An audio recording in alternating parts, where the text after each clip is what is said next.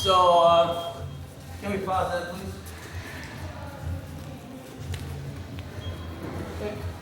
So we're going to work on side control escapes. So the first thing, whenever my opponent gets the side control, the number one thing in my mind is to prevent him from progressing to better positions. So I don't want him to go to north-south, knee on the belly, or mount. Because that's obviously in a progression of Brazilian Jiu-Jitsu. Those are better and better positions, more controlling.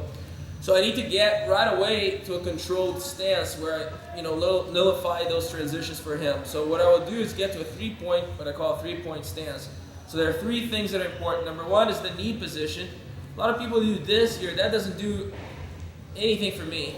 What will happen if I do this is that he's going to go in between and force me sideways, and now I'm even in a worse situation. So don't cross your legs here, because crossing your legs is not going to stop the guy from mounting.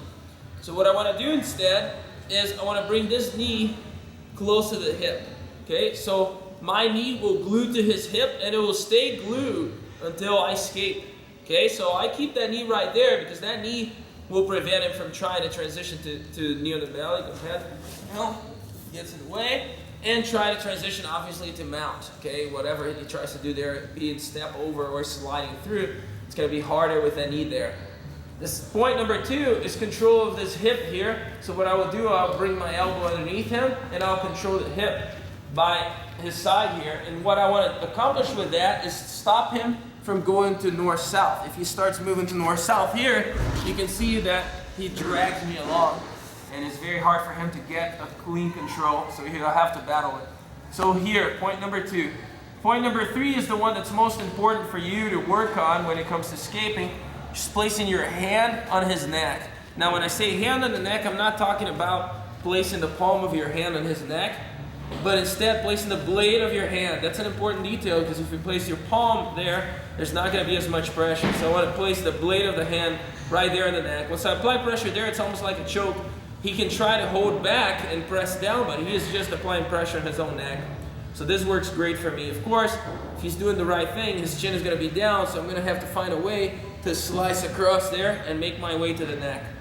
Last detail that's important here is my left foot. I'm going to bring it close to my hips.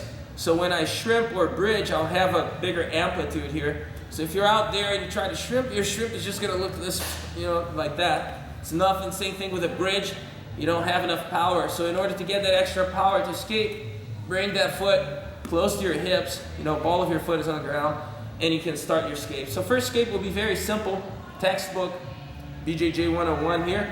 I'm going to shrimp. I'm going to push off my foot and push with both arms. So shrimp away, push on the neck, push on the hip, and extend the leg. As I do that, I create a little gap. Through this gap, I sink in my knee. And that's the beginning of me trying to get out of here. I maintain the support structure here on the neck and on the hip, because just this knee here, right now, it's not enough to stop me from getting back to that side control. And now I have to cut the corner and square up with him.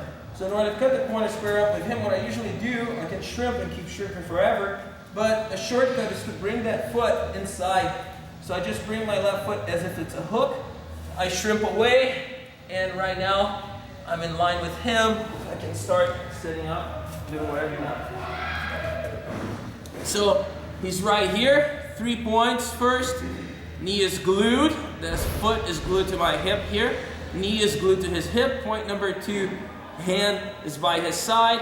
Point number three, blade of the hand on the neck. Now in one single motion, I'm going to shrimp away, extend both arms, and extend my left leg here so I can get more space. And I bring that right leg in between us.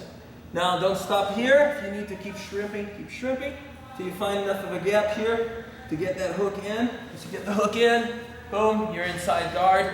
From now you can work on whatever you want to work on. Okay? Let's do that.